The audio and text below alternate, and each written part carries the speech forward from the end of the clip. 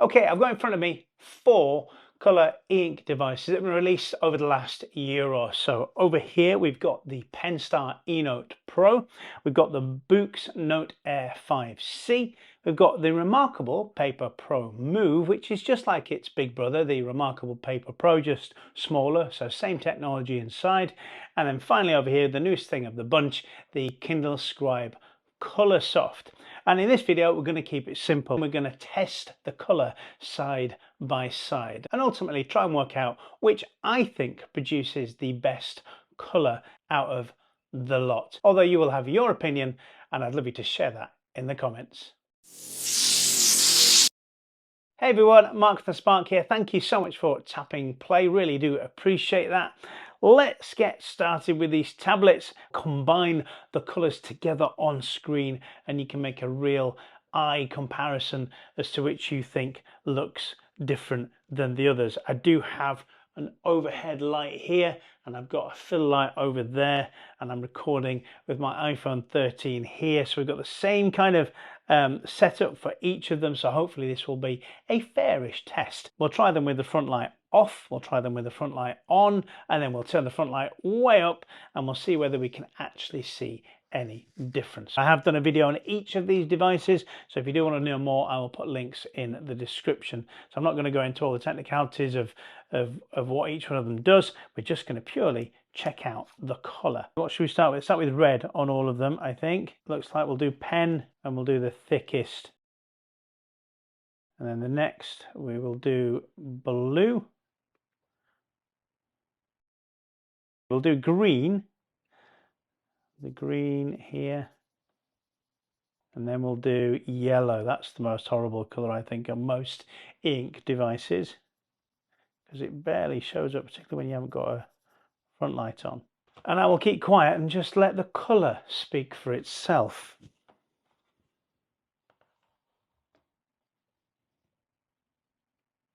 Okay, so what do you think of the colour of these things? The reMarkable Paper Pro Move, it's got no front light on at all. I'll just double check that. Yeah, no front light on at all. That is standing out to my eye, maybe not on the camera. It's got a whiter background, a whiter paper, if you like. Then I think the Kaleido ones look very similar in terms of the shade that you're putting it on without the colour. Maybe the Penstar feels a little darker, so it's so imperceptible. This is so annoying, the BOOX one. It's so imperceptible. That is definitely lighter without any backlight in terms of contrasting the colour. And then I reckon we've got, put the BOOX pen over there, it's annoying me. And then I reckon, just looking at the naked eye, I mean there's barely any difference, but I think the BOOX is darker. Oh, I'm changing my mind. Yeah, I'm gonna say there's no real perceptible difference in the contrast to the paper that it's writing on, but definitely when you look at the reMarkable, the colours are punchy without the light on because of the way they do their colour panel. So I think it's Gallery 3. I just need to check with myself. Okay, yeah. So this uses colour Gallery eInk Gallery 3 technology, or what they call canvas colour, whereas like I said previously these use Kaleido 3. So this is a layer that is actually the pigments making up the colour as opposed to a colour layer on these things here. All right, let's turn up the light to halfway on each of these devices and then see whether the colour kind of changes. Again, I will put them side by side so you can see, and there'll be no warmth on the screen either. It'll just be the white light. Okay, so let's put them, zoom in again, let's put them side by side. So I'll record each one. There you go, you can see that's halfway. Hopefully what you're seeing on screen now is an example of each one of them side by side with the brightness halfway.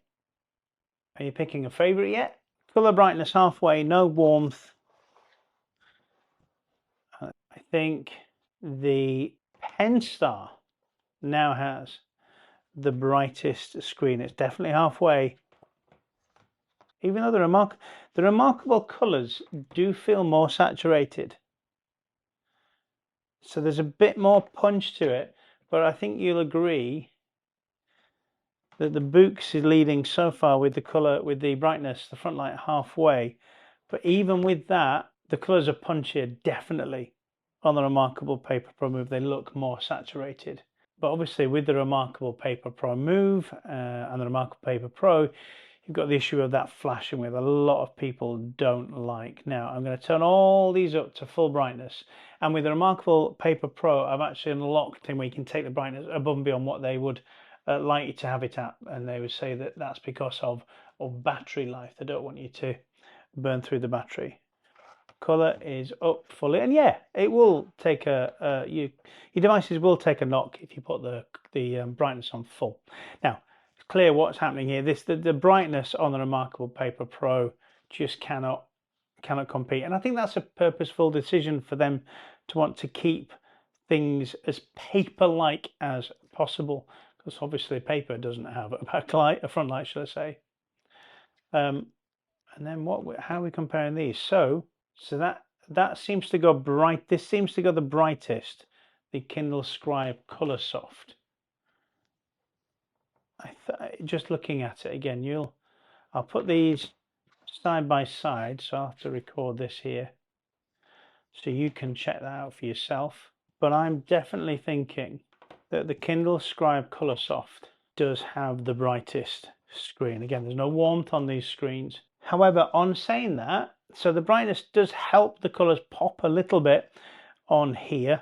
I think the reMarkable Paper Pro is winning throughout in terms of that saturation, because I mean, look at the yellow. Compare the yellow to the others. It's a lot better, but it's not as bright. So if you're in a darker room and you want a bit of brightness too, you're not gonna get that with the reMarkable Paper Pro Move. But clearly the way that they've used Gallery 3. So the thing with that is, if you like the flashing, get used to the flashing, then if you want a better reproduction of a more saturated color, then the reMarkable Paper Pro, I think, is the winner. In terms of brightness, just about, I think definitely the Color Scribe, Kindle Scribe Colorsoft wins it. But yeah, yellow's Yuki on all of them. The colors are very similar. There's a lot more ghosting going on the BOOX here, but there are really weird and wonderful things you can do with this. So I'm going to tap it onto Vivid and see whether I can feel any difference there. So Vivid, Optimal. What are you doing? Oh wow, green's gone really low. So there's loads of ways of faffing around with this. Give you different ways of doing it. So you could massively turn up the contrast, which you can't do on Kindle Scribe. The vividness, the color brightness. Let's whack them all up. Okay, as far as I'm concerned, I've turned up everything on here that I could have turned up custom. Do I think it's made a difference? No, I think it's made very little difference, and it has refreshed the screen. So in terms of all out, here we go. Here's my thoughts on it. In terms of all out saturation, then reMarkable Paper Pro seems to do a great job, but you've got that flashing. And then you've got the BOOX, which I'm sure you could play around with loads of different settings and get it to exactly the way that you want it. But just in terms of this very simple experiment I've done here, I think that's last just about the way that they've done the way that they've implemented color on there. I mean, it's infinitesimally different. I'm being really, really picky. I think the Penstar, and then I think maybe because of the way that you can get a little bit brighter, the Kindle Scribe Colorsoft. So saturation and what have you, that wins. I think the colors do look good, but you don't get the brightness up, so maybe it's not as impactful as what I'm feeling from here. And then here the screen is a bit darker despite the brightness being on full. The screen is very similar, despite the brightness on full, and I have checked it. So that would be mine. So in my opinion, despite the fact that these are still desaturated colors, that does it well. I keep repeating this because I want to try and be fair, because I know there'll be people out there watching who love the reMarkable, who love the BOOX stuff, who love the Scribe stuff. Probably heard of Penstar. Please do watch my other videos. I don't think it's a great tablet. I think it's weird the way that this is in the middle of these two, because I think with the BOOX, I'm always annoyed about that you get so many choices. I don't want to faff around with all those choices and all the decisions to make for each individual thing. But for some of you, you love that, and that's great. Then the Penstar, and then the Kindle Scribe Colorsoft gives you very limited choices, but does one or two things exceedingly well. But it doesn't give you anywhere near as much choice or openness as the BOOX. But the Penstar lives somewhere in between, because it does allow you to have an app store, and you get a lot more kind of choices in terms of how you're doing the colors up here and what have you, and the selections that you get. So if I do that, and then maybe if I do that, and then if I do this, and then we do this, so there's your choices that you get for each one. And obviously limited on the reMarkable Paper Pro and the Scribe, but you start getting into the Penstar, you're getting loads of more choices. And then you get to the BOOX here, and again, you've got loads more choices. In fact, looking at it, yeah, different kind of way they've formatted it, but this is essentially the same kind of options. So more options in terms of colors, less options in terms of colors. That wins it for saturation, that wins it for nice brightness, and I think just about lifts the colors out infinitesimally more than these two, but I don't think there's that much of a difference.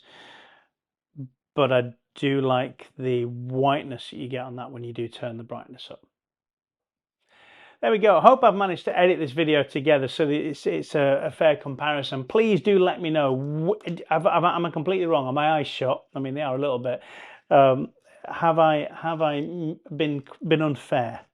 And should I have rated it in a different way? But I'm just looking at what's in front of my eyes and what the normal, ordinary person would look at, and I'm giving you my opinion on that. And if I have been helpful, please do like, subscribe, and hype the video. That would be amazing. I'm trying to hit 10,000 subscribers by the end of August this year. Don't know how possible that is, but we'll see. If you do watch my videos, please do check that you're subscribed, because you might not be. YouTube just shows them in your feed and you think you're subscribed and you're not. Fancy it buying me a coffee? You can just scan that QR code there if you're watching this on telly, or there will be a link in the description box below, and you'll just help support the channel. All right, YouTube thinks that you want to watch this video next, so why don't you go ahead and do that, and I'll see you guys in the next one.